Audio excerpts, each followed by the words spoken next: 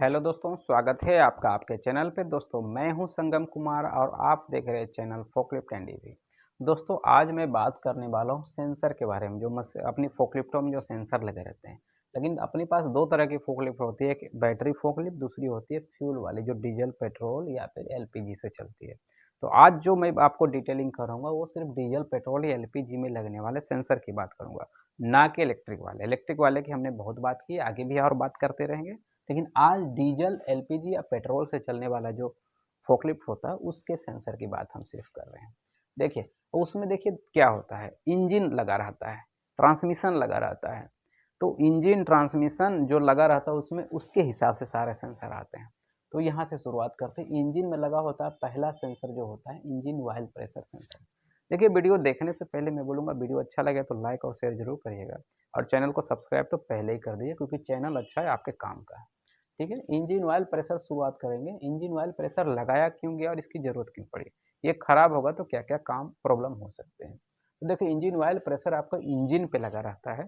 ये सेंस क्या करता है कि आपके मशीन के अंदर, इंजन के अंदर जो इंजन ऑयल पंप जो रहता है ऑयल दे रहा है पूरी मशीन में कि नहीं। यदि ऑयल नहीं देगा आपका पंप और ये सेंसर भी नहीं रहेगा तो आपको पता नहीं चलेगा कि ऑयल आ रहा है कि नहीं सभी एरिया में। तो आपका इंजन सीज हो जाएगा, क्योंकि आपको 5 या 10 मिनट भी बिना इंजन ऑयल के चला दिया तो आपका इंजन पूरा सीज हो जाएगा।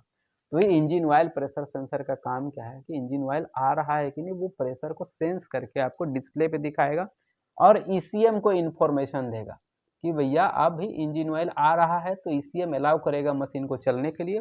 यदि इंजन ऑयल नहीं आ रहा है, प्रेशर सेंसर नहीं सेंस कर पा रहा है, तो ईसीएम आपके मशीन को बंद कर देगा, क्योंकि इंजन ऑयल उसको मिल नहीं रहा है। तो ये इंजन ऑयल प्रेशर आपके इंजन को बचाने के लिए बहुत ज़बरदस्त सेंसर है और इसकी ज़रूरत है सभी मशीनों में। अब दूसरा आता है क्रैंक सेंसर। दो तीन सेंसर के नाम लेंगे, crank sensor, cam sensor, map sensor. देखिए crank sensor, cam sensor, map sensor, ये तीनों जो सेंसर है ना वो ईसीएम लगी है किसी गाड़ी में तो ही काम है, नहीं तो कोई काम नहीं। ईसीएम मतलब इलेक्ट्रॉनिक कंट्रोल मॉड्यूल, गाड़ी को इलेक्ट्रॉनिकली कंट्रोल करने वाला जो सिस्टम लगा है, तो ही ये इन सेंसरों का काम है। जैसे यदि क्रैंक सेंसर है तो क्रैंक सेंसर स्पीड मापेगा आपकी मशीन का, आपका क्रैंक के चलने की स्पीड मापेगा। ये स्पीड आपके ईसीएम को देगा, जैसे अपनी इलेक्ट्रिक गाड़ी में नहीं रहता है एनकोडर, मोटर की स्पीड माप के फीडबैक देता है ईसीएम को, तो उसी तरह से क्रैंक सेंसर है। ये स्पीड माप के आपको देगा क्रैंक सेंसर ईसीएम को, तो वो उसके लिए रहता है। कैम सेंसर, कैम सेंसर क्या करता है, इंजन की फायरिंग करने के लिए काम आता है। अब इंजन की फायरिंग, सपोज माने डीजल ना हो, डीजल गाड़ी में तो चलो फायरिंग की आवश्यकता है, हाँ इसमें भी तो है, इसमें भी है, सॉरी भूल गए, क्योंकि 4 सिलेंडर का मान ली इंजन है, 4 सिलेंडर का इंजन है, तो इसमें कब स्प्रे करना है डीजल का, कब इसमें स्पार्क प्लग को जलाना है, तो वो ईसीएम करता है इसको जलाने का काम। ईसीएम देता है इसको पावर कि भैया अब तुमको स्पार्क करना या फिर अब तुमको डीजल छोड़ना। ईसीएम को कब कैसे पता चलेगा कि कब डीजल छोड़ना है, कब स्पार्क करना है, तो ये काम है कैम सेंसर का। कैम क्या, कैम सेंसर क्या होता है, कैम के ऊपर लगा रहता है और कैम का पोजीशन देखता है कि कहाँ है। यदि कैम का पोजीशन 1 नंबर सिलेंडर पे है, 1 नंबर वाल्व खुला है, तो उसी समय यहाँ पे स्पार्क कर देगा, उसी समय ईसीएम को बताएगा और ईसीएम यहाँ पे स्पार्क कर देगा।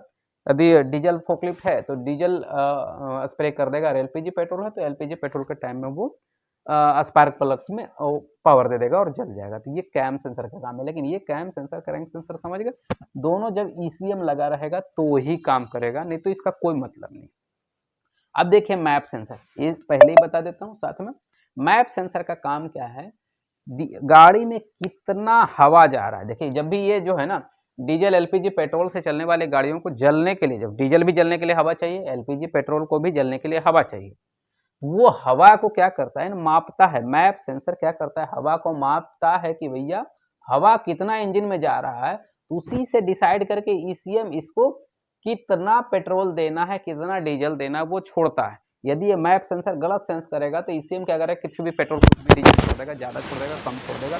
ज़्यादा छोड़ेगा तो बहुत ज़्यादा धुआं आएगा या फिर आपका माइलेज कम जाएगा गाड़ी का, और कम छोड़ेगा तो गाड़ी लोड नहीं लेगी। तो वो ईसीएम के प्रोग्राम के ऊपर डिपेंड करता है, उसको यदि समझ में नहीं आ रहा तो क्या छोड़ना है। ज़्यादातर ईसीएम ज़्यादा ही छोड़ता है, उसको समझ में नहीं आता है तो।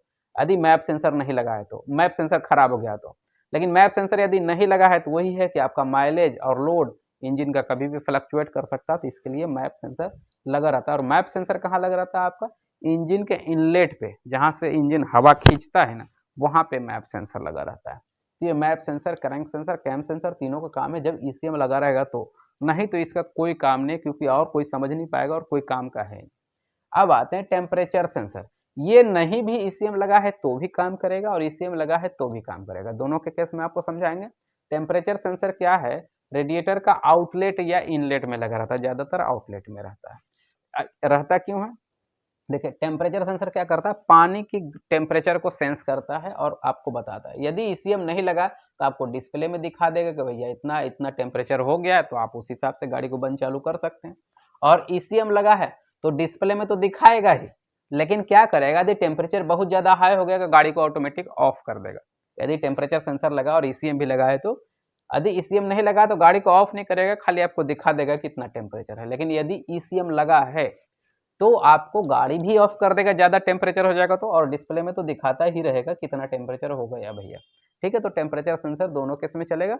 ईसीएम लगा है तो ज्यादा अच्छा है, नहीं लगा है तो आपको दिखाता रहेगा।